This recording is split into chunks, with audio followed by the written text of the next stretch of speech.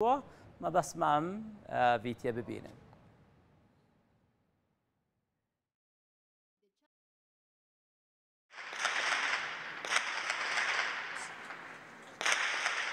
شر پفچون و قدخین کلو نافچی سوریه آمده 4 مهم بردوام کر نه تنه لسر مروان لسر آجالان جی باندوره کی نینی کر. ناوی و توتیه هواله او 2 سالیه بریا کلو سوره شر دست پی بکه و توتیه بقاسی 5 پیوان دردخست.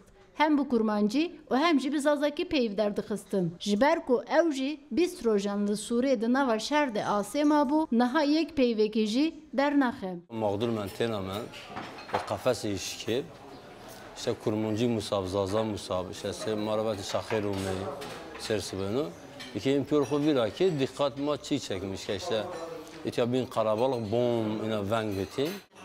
Zafkanlıken işte haberiz dün maz yere fahmi ki ma onu nevra musnin işte Macid Pilaku Canin, şerleri Ayşe Şan, Mahmud Kızıl, ina Kurumunci Zazaki, ma cir bantun çidenin, cir deruvun ve zere deliriz çikeyken keyfi cadıbsı.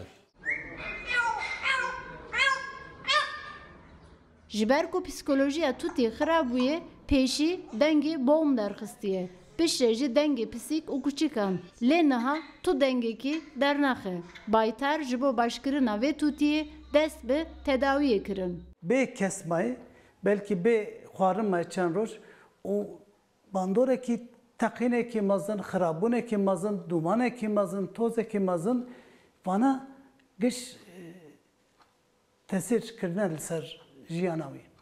Vana xwediyê xwe nas dikin bi kesekî ra tekiliya wan çê bibe ew ê berê çê bûye dîsa vegere rewşa berê ew tedavîkî herî mezin e ama dibe ku destekek dermanî jî bêgirtin.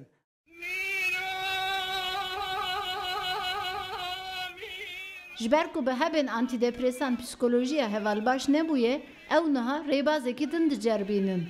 Müzik, stran û dengbêjiya Kurdî. Ew hêvî dikin ku heval bi stranên Kurdî baş bibe û carekî din ji wan re bibêje rojbaş.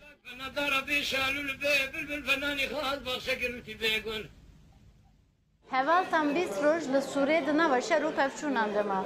Niha xwediyê wê ew dide ku birînên wê bi dengê dengbêjan derman bike.